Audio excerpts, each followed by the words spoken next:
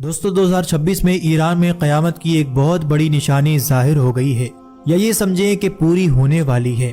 नबी करीम सल्लल्लाहु अलैहि वसल्लम ने आज से 1450 साल पहले ईरान के बारे में, ईरान के खित्ते के बारे में ये पेशनगोई पहले ही फरमा दी थी कि एक वक्त ऐसा आएगा, और अब शायद लगता है कि 2026 में वो वक्त आ गया है।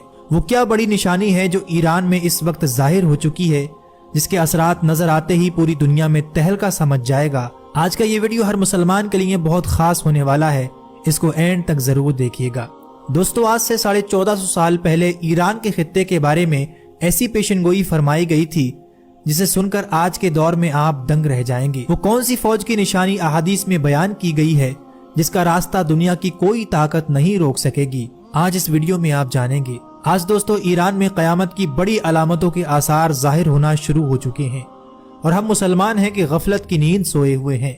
हमने उन निशानियों को नजरअंदाज कर दिया जो हमें 1450 साल पहले प्यारे नबी सल्लल्लाहु अलैहि वसल्लम ने बताई थी।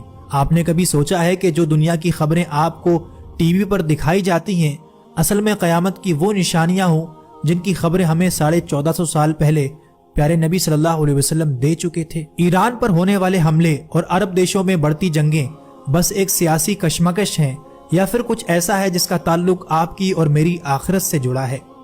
आइए वक्त के पर्दे हटाते हैं और ऐसी निशानियों के बारे में आपको बताते हैं जिसकी पेशनगोई हमारे नबी सल्लल्लाहु अलैहि वसल्लम ने सदियों पहले फरमा दी थी। नबी करीम सल्लल्लाहु अलैहि वसल्लम ने फरमाया, मशरिक से एक लश्कर निकलेगा जो हक के साथ लड़ेगा। उलमा फरमाते हैं कि ये मशरिकी लश्कर कूफा और इराक, ईरान के सिमत से निकलेगा और मेरा यकीन है दुनिया टल सकती है लेकिन मेरे मुस्तफ़ा सल्लल्लाहु अलैहि वसल्लम का ये फरमान नहीं टल सकता। मेरे आका ने जो फरमाया है वो होकर रहेगा, और ये कब होगा इसकी पहचान भी हमारे नबी ने पहले ही बता दी थी और उस फौज का झंडा भी बता दिया था कि कैसा होगा।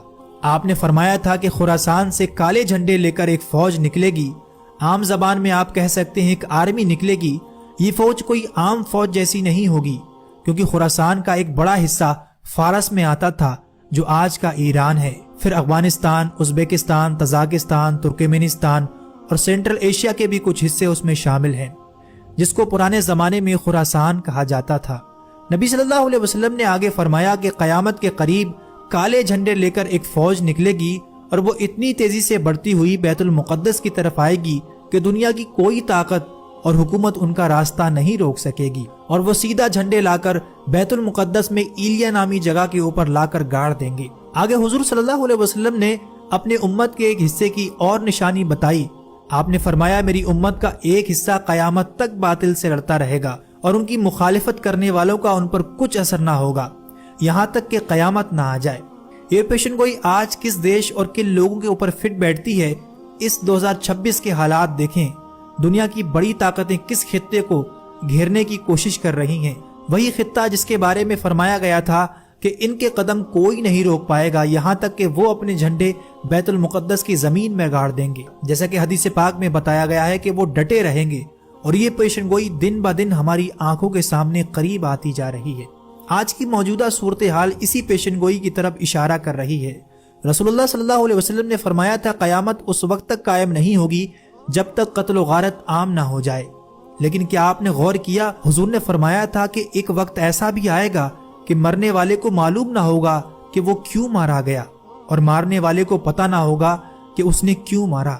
आज टेक्नोलॉजी के इस दौर में इंसान की जान की कीमत क्या रह गई है। हर मुल्क में इंसान मारा जा रहा है बगैर किसी वजह के। ये जंगी कत्ल गारत, टेक्नोलॉजी से लैस आर्मी, ये सब क़यामत से पहले की खबरदार करने वाली निशानियां ही तो हैं। ये वाक़यात महज खबरें नहीं बल्कि बेदारी का पैगाम है। वक्त का पर्दा सरक रहा है और निशानियां एक एक करके पूरी हो रही हैं। अगर आप भी चाहते हैं कि लोग इन निशानियों से बेदार हों तो इस वीडियो को ज़्यादा से ज़्यादा लोगों तक ज़रूर पहुंचाइएगा। अपनी कीमती राय हमें नीचे कमेंट करके ज़रूर दें।